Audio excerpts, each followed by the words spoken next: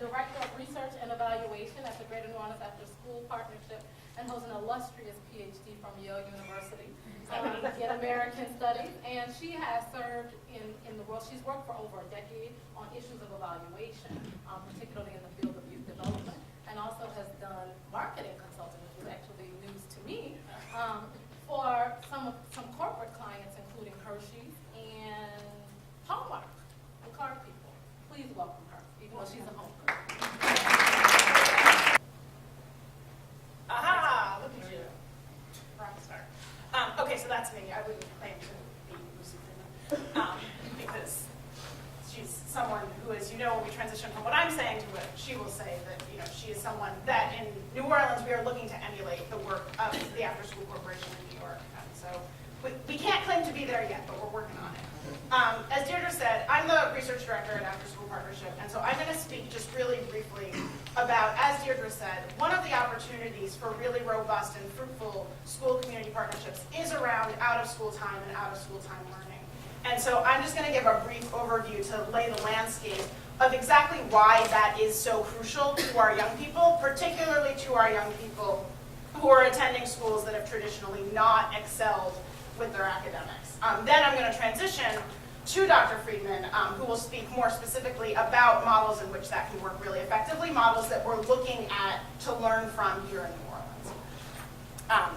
So according to a 2008 survey, this was not New Orleans data, this was from Massachusetts, but I think is still relevant to us here.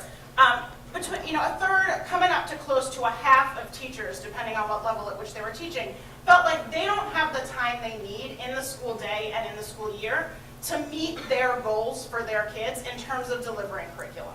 So when you've got close to half of your teachers feeling like one of their biggest challenges is having enough time in the day to teach what they need to teach, it raises interesting questions about how we're using the time that kids are not currently in the classroom. Historically, what schools have done is held time at a constant. They've said the school day goes from 8 to 3 or 7 to 2, or maybe if kids are sleeping in real late, 9 to 4. And then they've let achievement vary. So you say, okay, our school day is what it is. That's set in stone. And what varies is how many A students we have, how many B students we have, how many kids are passing their tests, how many kids are being retained in grade. And so time has been held a constant, while achievement has been treated as a variable. That raises the question of why we've done it that way. If our goal is to have every child achieve at grade level as the baseline, but in theory to have every child excel to the level that is their pinnacle of intellectual and academic development, then why are we holding time constant and achievement variable when in theory we could think about ways to flip that? We could change the equation on time, which would allow us to raise the bar on achievement. The two major chunks of time that we underutilize with our current school calendar, obviously, are after school and our summer. These are opportunities that we're not necessarily maximizing. And this is just a whole lot of data and information that I will not belabor the point. But I think it's really compelling to realize that we've got these phenomenal educational researchers, people who are way smarter than I am, who are able to come up with these fancy statistics that indicate, for example, 2/3 of the achievement gap that we see in high-performing schools versus low-income and low-performing schools can be attributed to the difference in summer opportunities.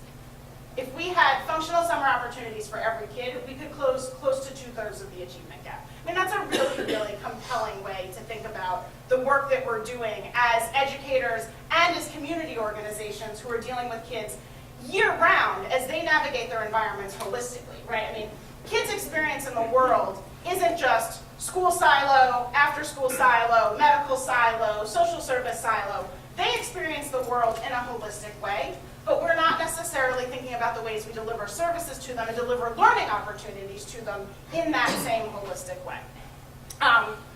We see that kids lose, months of math and reading proficiency in the summer, and we're not necessarily acting effectively to remediate that. Something as simple as 4 to 5 books, just having a kid have access to 5 books over the course of a 15-week summer can make a huge difference. Having these expanded learning opportunities are crucial to remediating the achievement gap because it gives us more time with kids to learn, which again can make achievement less of a question mark. After school is the same, right? We know that after school can increase school attendance, it can increase school engagement, which in turn will have positive benefits for learning. And we know that engagement in these types of programs, particularly ones that are high quality and that are run with partners with expertise in enrichment, not just academics, but in enrichment, will have the greatest effect for our highest risk kids.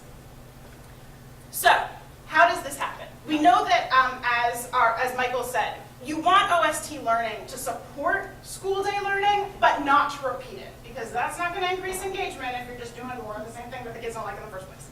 And so we want it to support, but not repeat. So there are a couple ways that this can roll out.